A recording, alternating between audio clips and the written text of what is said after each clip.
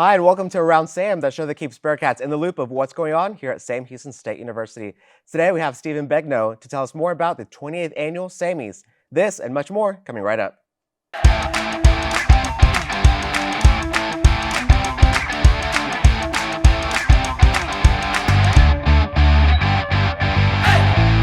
Hi, Stephen. Thanks for being on the show today. Absolutely. Thanks for having me, Jesus. For sure. Well, first off, can you tell us a bit more about yourself? Yeah, sure. Of course, like you said, my name is Stephen Begno, and I serve as the Assistant Director for Traditions and Special Events in the Department of Student Activities. So what that entails is a lot of large-scale programming, university traditions, Welcome Week, Homecoming, the Tree of Light, the concerts, comedy shows, different initiatives, and of course, the Samies, which is why we're here. Perfect. And you kind of dip into the next question of what you do, but in general, what does the Department of Student Activities do? Yeah, so we're broken down into four main programming areas. Of course, my area is Traditions and Special Events, which I told you a little bit about. We have Program Council, which is a student programming board, and they do a plethora of programs throughout the year. We have the Center for Diversity and Intercultural Affairs, and so they do all kinds of events related to diversity awareness, those different initiatives, DEI initiatives, things like that. And then we have Spirit Programs, which is your all-girl cheerleading, your co-ed cheerleading, your Sammy the Bearcat mascot program, and your Orange Pride dance team. They're actually currently competing at Daytona Beach, Florida, for nationals right now as we speak. Perfect. Well, best of luck to them. Yep. So with you specifically in the Samies, what do you do with the Samies and how long have you done it for? Yeah, so with the Samies, I'm pretty much a show director. Everything from the very beginning when we throw out the nomination forms to selecting the MCs to coaching the MCs to overseeing the committee that selects the winners and running the show the night of, helping with back-end production, staging, all of that, just having kind of wearing many hats to make sure that the show runs as smoothly as it needs to. Perfect. And for those who might not know, what are the Samies? So the Samies is the official student award ceremony for Sam Houston State University. And so we have 26 different award categories, everything from the first year student leader all the way to the prestigious Sammy. And it's just a great time to showcase all of our students, faculty, and staff achievement throughout the academic year and showcase that on a night where everyone's dressed up to the nines and coming out into the Performing Arts Center and just really seeing what greatness our students have and why Sam Houston is a great place in education for a lot of our students. And, it's just one of those really exciting times as we wind down the school year. And who's all eligible to win? So it depends on the category. You need a minimum of a 2.5 GPA, except for the Excellence in Service Awards, it needs to be a 3.0 as they are hand selected by their deans. And so, for the first year student leader would be typically your freshmen, sophomores would be sophomores, juniors, etc. The Krieger McDermott Memorial Awards are seniors only. And then you have organization awards. So there's different organizational categories, academic, advocacy, social fraternity, diversity organizations. And so it's just depending on where those organizations fall within those categories, that's where they'll be placed as far as eligibility to win. Perfect. And how are the winners chosen?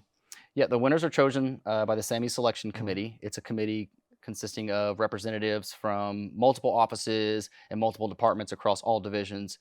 And what they'll do is they'll kind of review all of the packets, and as a committee, they decide, who is the best representation to win that specific award for that specific year. Perfect. And how are nominations turned in, and how do those work? Yeah, so we'll send those out in late November and early December, and we'll put it on our social media, on our website, and there'll be hard copies in our office.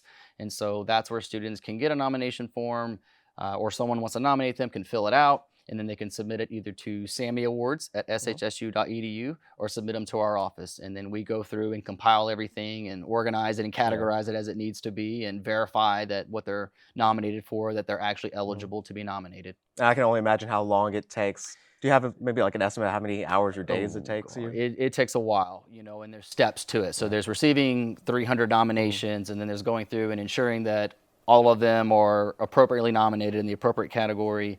And even from there, as we go through the process of, getting the packets turned in with the additional information, coding the nominees, because we're very objective in our approach. We want to ensure that, no one knows who the students are that we are choosing. All we go based off is their contributions and what they put into that packet to ensure an objective winner. And who usually nominates the students? So anyone can nominate anyone. You can nominate yourself, or it can be another fellow student. Faculty members do it, staff members do it, administrators do it. And so we don't actually know who nominates who. So I get forms in, and all it shows is who's being nominated and for what. That's all I see on my end. Perfect. And I know you mentioned the eligibility of a 2.5 GPA. Are there any other requirements to be nominated? So you have to be in good standing, of course, and that's one thing I have to go on the back end and verify that there's no holds on their account, or like you said, they have above that 2.5 cumulative GPA. Of course, with the Excellence in Service Award, it's a little bit higher because it is Excellence in Service for that particular college, and the winner is chosen by the respective dean of each college.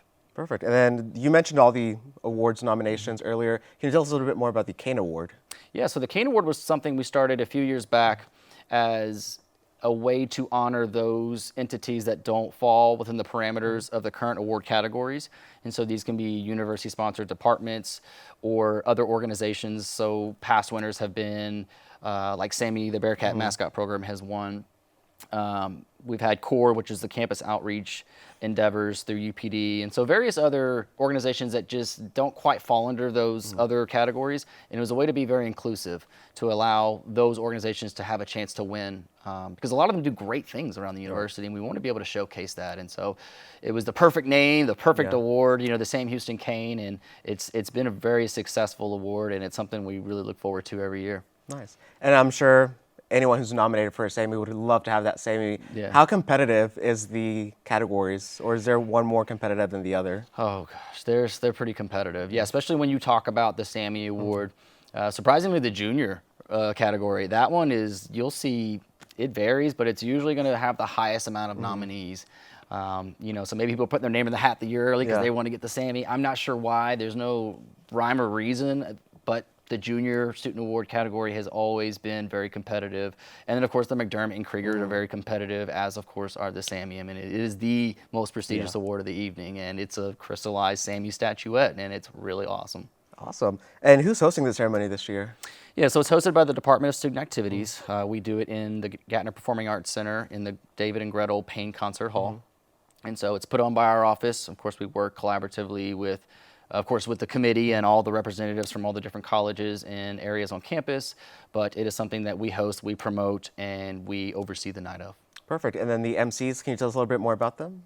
Yeah, so we have 3 MCs this year. You know, we're really excited to showcase all of their hard work and their dedication, all the practice hours we put in. And so Melanie Matahano, Joseph Chavez, and Cody Kettler will be our MCs, with Ryan Villanueva being our announcer behind the scenes. Perfect. And earlier we talked about getting nominations for the Sammys and all that. How are the MCs chosen? Yeah, so there's also a process for that. What we do is we'll send out the application, and it's a video submission for the first one. We have them do a little bit of script reading, and we're just kind of looking for how they read it, how they sound, and then we bring them in for in-person reads, and we'll kind of switch them around with different other candidates and see how they do with someone else, the chemistry they'll have, how their pacing is, how they sound, and we just try to make the best choices that we can to have a very well-rounded group that, number one, will work well together, but number two, and even more so, will sound great together. Perfect. It's all about the projection. Absolutely. Yes. And speaking of the Sammys and all, when and where is the ceremony going to take place? Yeah, so we're getting close. It's next Wednesday, April 13th. Doors will open at 5 p.m. to the GPAC, and the show will start at 6 p.m. And so I think we can hold 750 or so students in the concert hall, and you know, we're planning to pack the house. No. And I know it's been either pre-recorded or streamed past years. Is that going to be the case this year? So it will be live streamed to the lobby. We will not be streaming it outside of there, and that's just due to copyright with the different performances that we'll have there from the dance department, theater and musical theater, as well as jazz ensemble. And so we don't want to put them at risk of having anything copyright struck, because once you put it out into the world of YouTube and any other streaming service, you lose complete control of what happens with it, and it happens. It happens a lot. Awesome. And for those who are actually interested to attend in person, do they need tickets? And if so, how can they get them? Yeah, so you get a ticket when you get there at the box office in the GPAC main lobby. Every ticket is for a reserved seat. And so the reason we do that is to ensure that every seat is filled. The tickets are free, and anyone can get a ticket. So if you have friends or family, and your grandmother, your little sister, whoever, you can bring them. They'll get a seat ticket, and that will guarantee them that seat for the event. Awesome. And then for those looking on to next year now, for those who are being sought to be maybe nominated, what are some tips you would probably give them? Be involved.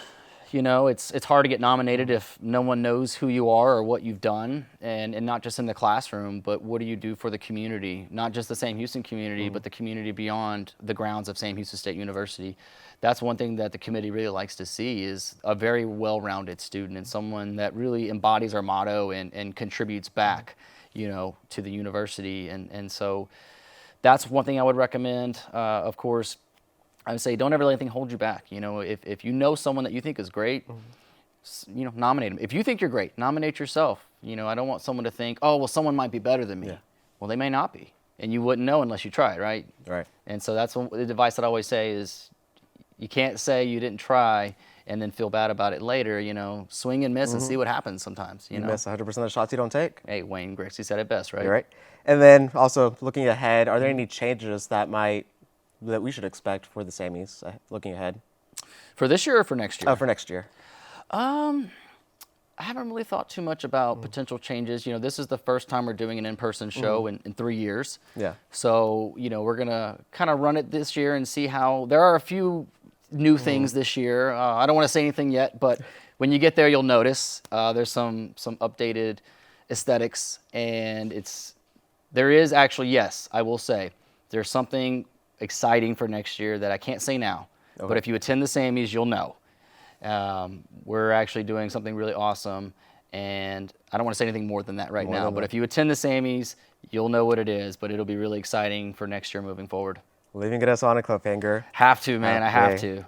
Well, with prior years, you know, it being pre-recorded and everything, what challenges did you face during COVID and having the Sammys? You know, the first year we did it, we were planning to do in person, and those that were here remember that we had a 2-week spring break. Yeah. And so that was mid-March. Well, the Sammys are always scheduled for the second Wednesday in April. So that left us a month or less, especially once we got back from the second spring break, which of course we never came back. So we had to go from an in-person show to now we have to record this, and I had to figure out how I'm going to do all of this on the very limited time I had. And so we were scrambling a lot, and we got it done, and that's what was really exciting for us to be able to do that. And then so that gave us a little bit of an advantage going into the second year, knowing it was going to be recorded, so we could plan it out better. But even then, it posed its challenges because there was no audience to feed off of. There wasn't a lot of energy other than what the MCs would bring to it, you know, and then having to have the different angles and everything had to be particular in how it's set up, because all they're going to see is what they're going to see through the recording. And so that was a different challenge that you don't normally face in a live show. And with that, was there something positive that might have come out of that?